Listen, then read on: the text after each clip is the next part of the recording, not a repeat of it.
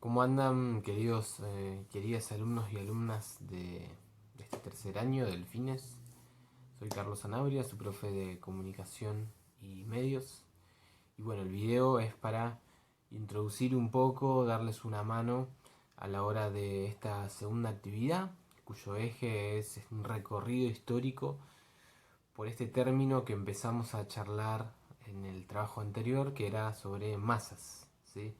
Masas no tal cual las conocemos en nuestro uso común, cotidiano, quizá ligado a lo gastronómico, sino desde un concepto de comunicación, ¿sí? De las ciencias sociales en las cuales estamos estudiando. Antes que nada, bueno, les quiero decir que trabajo atrasado, trabajo que se va a recibir, cada uno va manejando sus tiempos, entiendo de que trabajamos, estudiamos, tenemos miles de cosas que hacer en nuestras casas, con nuestras familias, así que es más que entendible. La idea de ir haciendo un trabajo por semana es un poco para ordenar, ¿sí? Quizá uno algún día puede, bueno, centrarse más en la escuela o en alguna materia, pero manejen sus tiempos y sepan que cuentan conmigo bueno, para lo que necesiten respecto a los trabajos. En el primer TP empezamos a charlar un poco sobre, bueno, sobre masas, sobre medios de comunicación masivas, sobre cuáles eran los objetivos y experiencias que se sucedían cuando uno se perdía un poco en su lugar de individuo para formar parte de algo más, ¿sí? De un conjunto de personas. Así cambiaba, ¿no? El deseo individual quizás se nutría de un montón de otros deseos para formar algo en común. Y también ustedes me hablaron bueno, me dieron muy buenos ejemplos sobre sectores que intentan explotar en la actualidad sí, la comunicación, entender cómo funciona, que son los mismos sectores que en los años 30, 40 del siglo pasado empezaron a investigar. Y hasta hoy estamos constantemente atravesados por la publicidad comercial, que son empresas que nos ofrecen sus bienes, sus productos, sus servicios.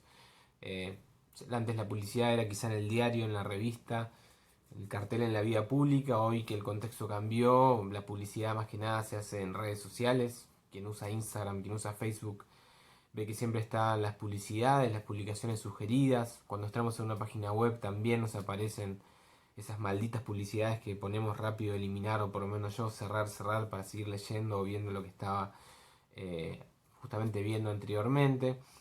También me hablaron un poco, eso parecía medio de otra época, ¿no? El ejército o acciones ligadas a las fuerzas de seguridad, que bueno, que siempre intentan captar personas, reclutar personas. No me acuerdo quién fue que me dio un buen ejemplo de ejércitos quizá en otros países que impulsan su servicio militar obligatorio, pero también me hablaron incluso de la policía, ¿no? Como una fuerza, las policías locales, las policías municipales o las otras fuerzas que intentan constantemente proponer, sobre todo a los jóvenes, los y las jóvenes que terminan el secundario, bueno, que se sumen, ¿no? A la fuerza.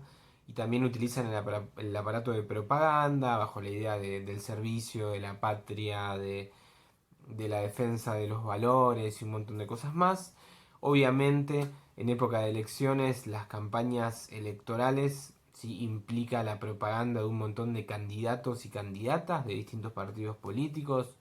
Aquí en Buenos Aires, las principales fuerzas son el Frente de Todos en la última elección, Juntos por el Cambio, el macrismo, y fuerzas menores como bueno, lo que fue el Partido de la Baña o el Frente de Izquierda. Y la última fuerza que entró, si no me equivoco, fue el partido este nuevo liberal de Spert. Que bueno, que seguramente escuchamos y recordamos algún spot, si algo que nos haya llegado mediante la radio, mediante YouTube, pues sobre todo mediante la televisión, por supuesto. Y el último sector que muchos de ustedes pusieron muy buenos ejemplos tiene que ver con organizaciones de la sociedad civil, ligados a la salud, quizá algún cuidado en particular. En esta época de COVID, sobre todo, hubo muchas de esas propagandas sobre eso para hacer reflexionar a las personas, para que estén atentos, para que tengan cuidado, etcétera. Pero bueno, me han dado muy buenos ejemplos sobre campañas contra el cáncer, contra el autismo, sectores sindicales que promueven justamente la sindicalización y la participación en política. Así que bueno, estoy muy conforme con lo que hicieron hasta ahora y a quienes no lo hicieron, nada, a poder activar, que aquí los estaré esperando. Vamos con el trabajo práctico de hoy. Y lo primero que tengo que decir es que yo sé que es difícil. Es un texto que si uno lo abre así desde el celu, quizá no está tan acostumbrado. Aparece un texto de 4 carillas con una letra así pequeñita y vos decís, profe, ¿qué me acabas de mandar? No te lo puedo creer. Y encima, bueno, con una guía de preguntas, con un par de cosas para hacer. Y antes de ir puntualmente a eso, les quiero decir que yo sé que es difícil, pero lo tomo como un desafío, o les propongo, mejor dicho, un desafío a ustedes, para que se prueben, sobre todo quienes quieran seguir estudiando, para que vean, bueno, cómo es un texto quizá de un nivel superior, para que lo lean, para que vean cuánto comprenden, cuánto no.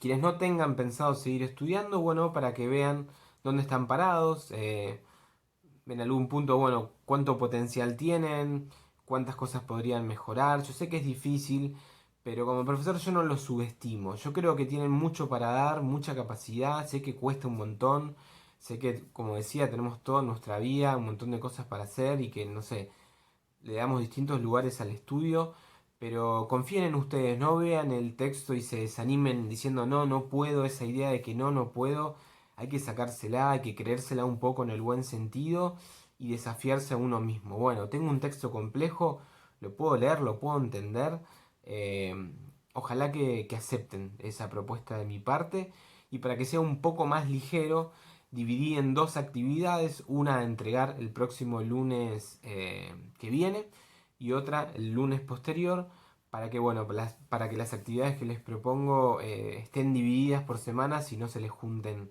ahí trabajos de otras materias y demás.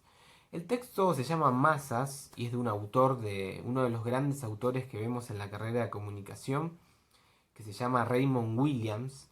Y lo que hace el autor es hacer un recorrido histórico de este término que utilizamos habitualmente: masas, medios masivos, público masivas, democracia de masas. Es un término bastante habitual, de uso común a la hora de hablar de política, de sociedad, de cultura, obviamente dentro de la comunicación.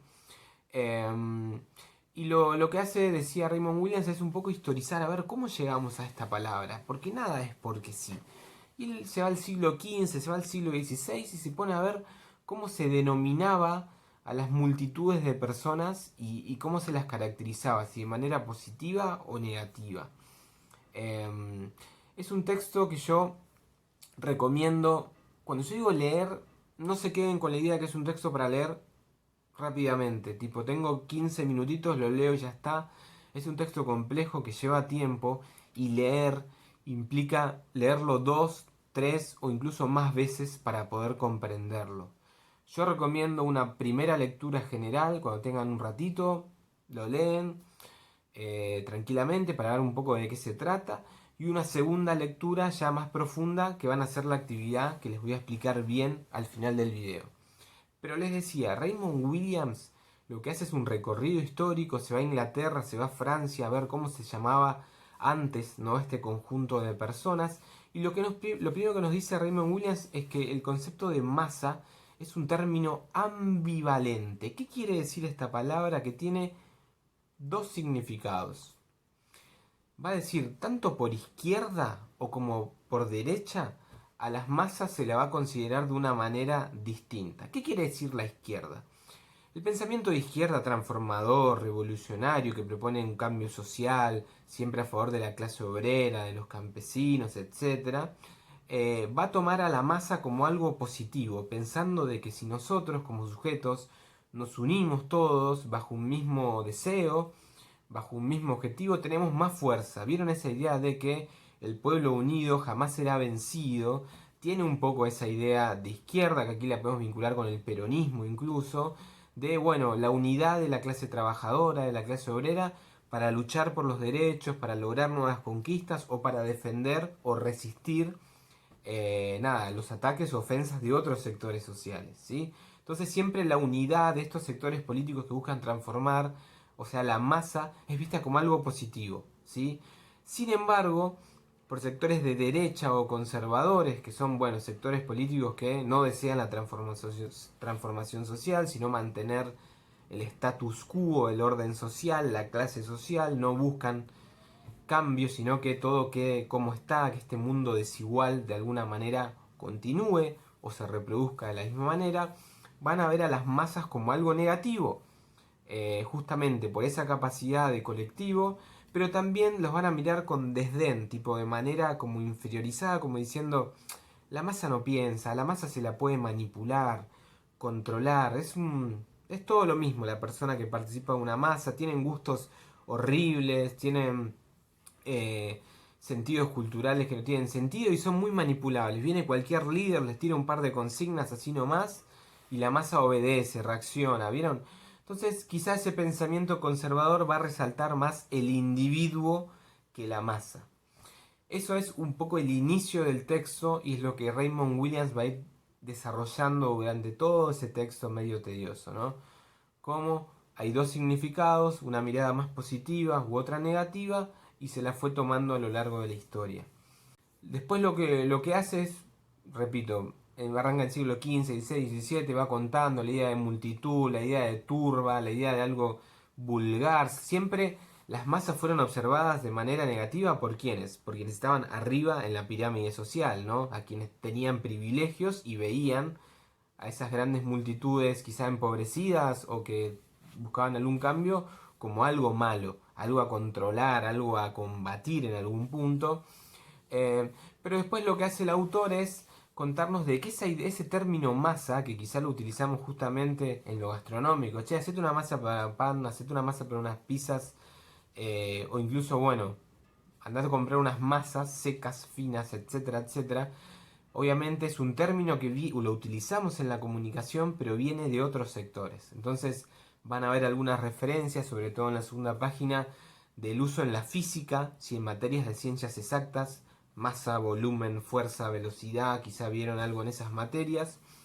Y también incluso en el teatro y en otras expresiones, así que estén atentos al desarrollo del texto.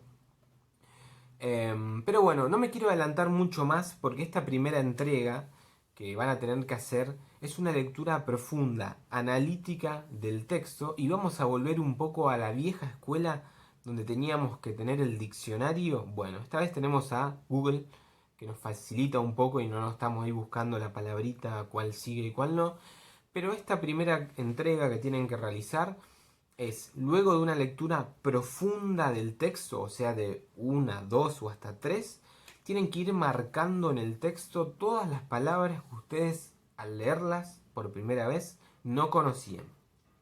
¿Por qué esto? Porque muchas veces cuando leemos algo y quizá alguna palabra no la entendemos, pero la pasamos por alto, como diciendo, bueno, ya está, no la entendí, lo que puede suceder es que perdamos el sentido del texto.